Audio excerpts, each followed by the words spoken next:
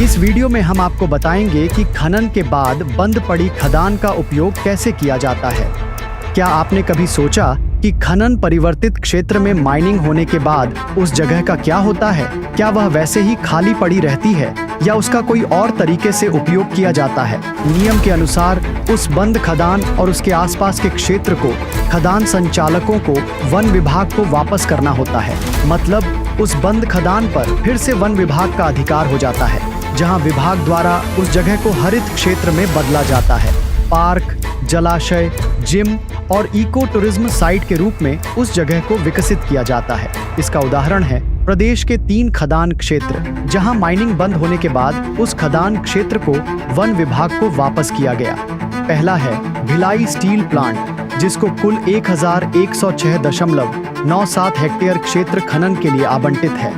Plant प्रबंधन ने इस आवंटित क्षेत्र का 539.37 हेक्टेयर मतलब 48% हिस्से को उपयोग कर लिया है एवं उस बंद खदान और जमीन को वन विभाग को वापस किया है। ऐसे ही राजस्थान राज्य विद्युत निगम लिमिटेड ने खनन के लिए आवंटित कुल 1898.328 हेक्टेयर क्षेत्र में से 548 हेक्टेयर मतलब 28% क्षेत्र, वहीं साउथ ईस्टर्न कोल फील्ड्स ने खनन के लिए आवंटित कुल 1572.786 हेक्टेयर क्षेत्र में से 261.666 हेक्टेयर मतलब 16% क्षेत्र को उपयोग के बाद वन विभाग को वापस किया है।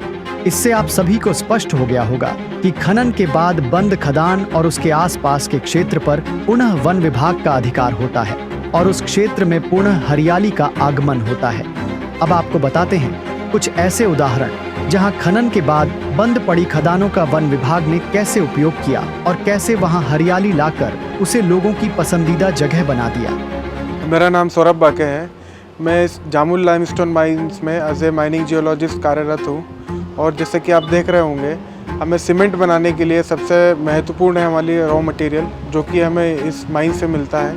इस माइन से हमें लाइमस्टोन उत्खनन करते हैं और प्लांट तक पहुंचाते हैं। जब लाइमस्टोन का उत्खनन होने के बाद जब पिट डेवलप हो जाता है, वो देखिए आप रेन वाटर हार्वेस्टिंग के लिए काम में आ रहा है। उसका पानी जो है वो हमारे प्लांट की रिक्वायरमेंट और जो हमारे टाउनशिप है और जो आसपास के गांव के लोग हैं उनके लिए महत्वपूर्ण है और ग्राउंड वाटर रिचार्ज के लिए भी महत्वपूर्ण है वो। उसके बाद में हम अंतिम चरण में बैकफिलिंग करने के पश्चात उस पर प्लांटेशन करेंगे, जो कि हमारी माइंस को रिहेबिलिटेशन और रिकम्युलेशन में कन्वर्ट हो जाएगी। जामुल माइंस में इस खदान में लगभग हमने 25 लाख पौधों का प्लांटेशन किया है अभी तक, जो कि लगभग 43 हेक्टेयर में हुआ है। हमारे 3 सोलर पावर प्लांट लगे हुए हैं, जो कि लगभग 2.5 मेगावाट बिजली का उत्पादन करते हैं, जिससे कि हम प्लांट और जो कॉलोनी है हमारी उसकी आपूर्ति कर सकें। अब आते हैं बलौदा बाजार जिले के बैकुंठ स्थित पुरानी लाइमस्टोन खदान क्षेत्र में, जहां बंद पड़ी पुरानी खदान को 200 मिलियन गैलन कैपेसिटी वाले जलाशय के रूप में विकसित कर जल संरक्षण के लिए उपयोग में लाया गया है। यहाँ के 15 हेक्टेयर बैकफील्ड क्षेत्र पर गड्ढों को भरकर पौधारोपण किया गया है। वहीं इस जगह में आवासीय कॉलोनी, स्कूल और मनोरंजन केंद्र भी बनाए गए हैं। इसके साथ ही यहाँ माइनिंग लीज क्षेत्र के अंदर 108.56 हेक्टेयर क्षेत्र में 2 लाख से अधिक एवं माइनिंग लीज क्षेत्र के बाहर 176.44 हेक्टेयर क्षेत्र में 3.45 लाख से अधिक पौधे रोपे गए हैं, जिससे यहाँ सघन हरियाली देखने को मिलती है और बंजर जमीन में हरियाली लाने का यह बेहतर उदाहरण है। अब बात करेंगे सरगुजा जिले के परसा ईस्ट केते बासन कोयला खदान क्षेत्र के बारे में, जहां सस्टेनेबल माइनिंग का बेहतर उदाहरण पेश किया गया है।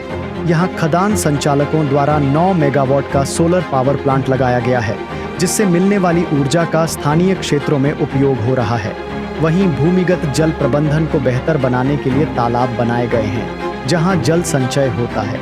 इसके साथ ही यहाँ खनन के दौरान भूस्खलन जैसी कोई भी अप्रिय घटना न घटे, इसके लिए राडार के जरिए इंटरनल स्लोप मॉनिटरिंग भी की जाती है। इससे आप सभी समझ गए होंगे कि माइनिंग के बाद बंजर और खाली पड़ी खदानों एवं उसके आसपास के क्षेत्रों का वन विभाग द्वारा बेहतर उपयोग किया जाता है। वहाँ हरियाली स्थापित की जाती है, जिससे स्थानीय लोगों को धूल कचरे से मुक्ति मिलती है। हरियाली का बेहतर उदाहरण देखने को मिलता है।